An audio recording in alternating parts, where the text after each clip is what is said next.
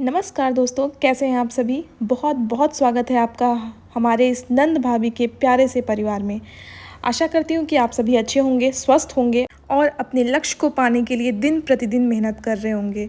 ये देखिए, ये मेरा फर्स्ट स्लॉट जो है 8:24 से शुरू हो गया था। इसके पहले मैं सुबह उठी तो मैं फ्रेश अप हुई, उसके बाद वॉकिंग की और योगा किया। फिर नहाने के बाद मैंने नाश्ता बनाया। मैं बता दूं, क्योंकि मम्मा के मेरे पैर में दर्द हो रहा है, उनके पैर में काफ़ी दर्द हो जाता है। ऐसे लगातार तो नहीं रहता, पर बीच बीच में ऐसे जब स्टार्ट हो जाता है तो काफ़ी दिन तक रहता है। और पापा जी को भी फीवर हो रहा है, तो मैंने नाश्ता बनाया सबके लिए और फिर मैं अपने स्टडी स्लॉट के लिए बैठ गई थी। देखिए, क्योंकि छोटा बच्चा भी है घर में, उसका भी ख्याल रखना होता है, उसका खाना अलग बनता है और हमारे जो खाना रहता है उसमें थोड़ा बहुत मिर्च मसाला तो रहता ही है, तो और उसको मिर्चा बिल्कुल भी नहीं पसंद है, तो अलग अलग करना ही पड़ता है। आपके घर में भी ऐसे बच्चे होंगे तो आपको पता ही होगा। ठीक है, छोड़ते हैं ये सब बातें। ये मेरा जो रूटीन था मैंने आपसे साथ शेयर किया। आज का जो मोटिवेशन थॉट है वो है, वाकिफ़ कहाँ ज़माना हमारी उड़ान से, वो और थे जो हार गए आसमान से। जी हाँ, आपकी उड़ान, जो आपके अंदर एनर्जी है, ये जो है सिर्फ आप जानते हैं। आपको पता ही होगा कि जैसे आपका कोई एग्ज़ाम फर्स्ट या सेकंड अटेम्प्ट में नहीं होता, तो लोग जब आपसे नज़रें मिलाते हैं तो मतलब एक अलग ही नज़रिए से आपको देखेंगे और कहेंगे कि जैसे आपको खुद ही फील होगा, यार ये मुझे रिस्पेक्ट से नहीं देख रहा है, या फिर इनके अंदर ऐसा लगता है कि मैं कुछ कर नहीं पाऊँगा। तो आपके अंदर, यही मैं कहती हूँ कि दुनिया नहीं जानती है कि आप क्या कर सकते हो, कैसे कर सकते हो और किस कंडीशन में आप हो। आपकी हेल्थ के बारे में किसी को नहीं पता, ठीक है। तो सब कुछ आपको करना है। आपको सबसे ऊंची उड़ान भरनी है, जो आपका ड्रीम है उसे पा लेना है।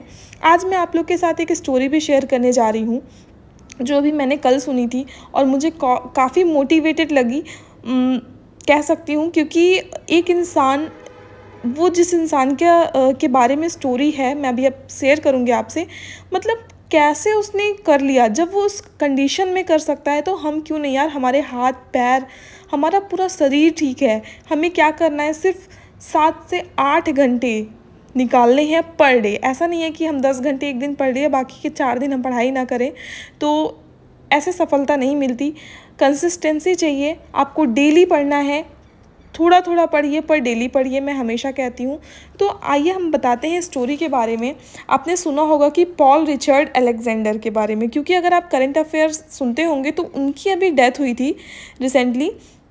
78 ईयर में उनकी डेथ हो गई है, ठीक है। उनका नेम जो है गिनीज वर्ल्ड रिकॉर्ड में भी है as a longest iron lung patient, ठीक है। वो पेशेंट्स हैं, पेशेंट थे, हैं नहीं। उनकी डेथ हो गई है 78 ईयर में। उनका नाम था पॉल अलेक्जेंडर, ठीक है। अब मैं उनकी स्टोरी आपसे बताऊंगी कि वो 78 में मरे हैं वो, तो 78 ईयर्स तक वो जो है आयरन लंग में रहे। अब बात करते हैं आयरन लंग। आयरन लंग एक मशीन होती है जिसमें जिस इंसान को पोलियो हो जाता है उसको रखा जाता है। मतलब पोलियो में क्या होता है, आपकी बॉडी पैरालाइज हो जाती है, ठीक है। तो अगर आपकी पूरी बॉडी पैरालाइज हो गई है और आपको उस मशीन में रखते हैं, तो उससे आपका क्या होता है, वो मशीन हेल्प करती है आपको लंग्स में एयर भरने और एयर निकालने के लिए। तो इससे क्या होता है, आप ब्रीथ ले पाते हो, ठीक है, ब्रीथ कर पाते हो अच्छे से। ये मशीन का इन्वेंशन पहले नहीं था, पहले पोलियो बीमारी थी, ऐसा नहीं है पहले के ज़माने में नहीं थी, पर ये 1928 में आई थिंक इसका डिस्कवरी हुई है। 2 लोग ने किया है, ठीक है, उन्होंने किया था और इसमें काफ़ी कुछ चेंजेस फिर बाद में आगे चल के हुए हैं। तो मैं यही कहूँगी, ये मशीन जिन्होंने बनाया उनको बहुत बहुत शुक्रिया, क्योंकि कितने लोगों की जान चली जाती है यार। एक डिसीज़ होती है और वो गुजर जाते हैं, उनको सुख सुविधा, मतलब उनको मिल नहीं पाती चीज़ें, ठीक है, पर उन्होंने किया। और इन्वेंशन करना बहुत ही ज़्यादा ज़रूरी है, ठीक है। बात करते हैं, उनको पोलियो वायरस हुआ था, ठीक है, और डिसीज़ का नाम था पोलियोमेलिटिस, ठीक है। इसमें क्या होता है, स्पाइनल कॉर्ड जो है बुरी तरह से इफ़ेक्ट होती है, हाँ, और पूरी बॉडी पैरालाइज हो जाती है, बॉडी वीक हो जाती है, मतलब बॉडी मूवमेंट नहीं कर पाती। आपने किसी को देखा होगा कि पैरालिसिस का अटैक आता है तो उसकी बॉडी कैसी हो जाती है, चल ही नहीं पाता। ये लेफ़्ट साइड या राइट साइड होता है, बहुत लोग को दोनों साइड आ जाता है। तो और कभी कभी ऐसा होता है, इसमें इस डिसीज़ में तो ऐसा होता है कि ब्रीथ लेने में भी दिक्कत होती है, मतलब ब्रीथिंग प्रॉपर हो नहीं पाती, ठीक है। जब आपको पता होगा कि 1952 में यूरोप और अमेरिका में पोलियो का एक कहते नहीं है गंभीर दौर आया था। मतलब जब कोई बीमारी चलती है, जैसे कोविड आया 2020 में, वो पूरे इंडिया में पहले चीन से स्टार्ट हुआ। चीन से स्टार्ट होने के बाद जिस जिस देश में गया पूरा तबाही मचा दिया। सेम यही कंडीशन 1952 में यूरोप और अमेरिका में हुई थी, जिसमें 57,000 केसेस आए थे अमेरिका से। ठीक है, उसमें क्या होता है, बहुत सारे लोग तो ऑन स्पॉट डेथ हो गई उनकी, बहुत सारे लोगों को चीज़ें नहीं मिली, सुविधाएं नहीं मिल पाती हैं हर जगह। ऐसा जैसे आप अगर किसी लोकल सिटी से हैं, मतलब कैपिटल में नहीं है, तो बहुत सारी कम सुविधाएं आपको वहाँ मिलेंगी इन कंपेरिजन टू कैपिटल। ठीक है, तो इसकी बात हम कर रहे हैं। और इन जो पॉल थे, पॉल को 6 ईयर में ही जब ये बारिश में भीग रहे थे, तो ये अपनी माँ के पास आते हैं और बोलते हैं कि मेरा सर दर्द हो रहा है, हेडेक से स्टार्ट हुआ था इन्हें।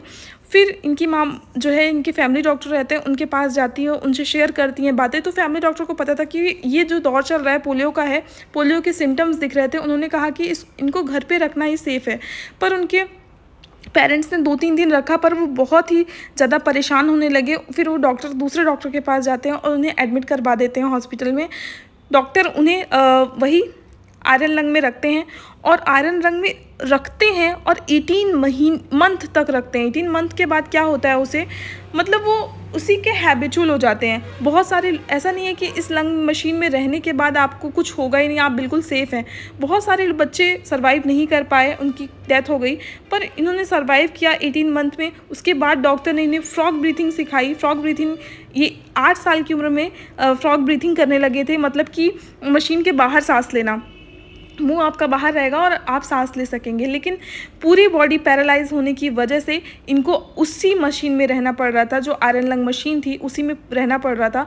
पर फिर भी यार उन्होंने हिम्मत नहीं हारी। उन्होंने कहा मुझे पढ़ाई करनी चाहिए, अब मुझे अपने करियर पे फोकस करना चाहिए। मतलब आप सोचिए, एक इंसान जो बेड पे लेटा है, हॉस्पिटल में है, एक ऐसी मशीन में है जो सांस तक नहीं ले पा रहा, कैसे कैसे क्या करके हो कि वो जीवित है, और फिर भी वो अपनी पढ़ाई के बारे में सोच रहा है।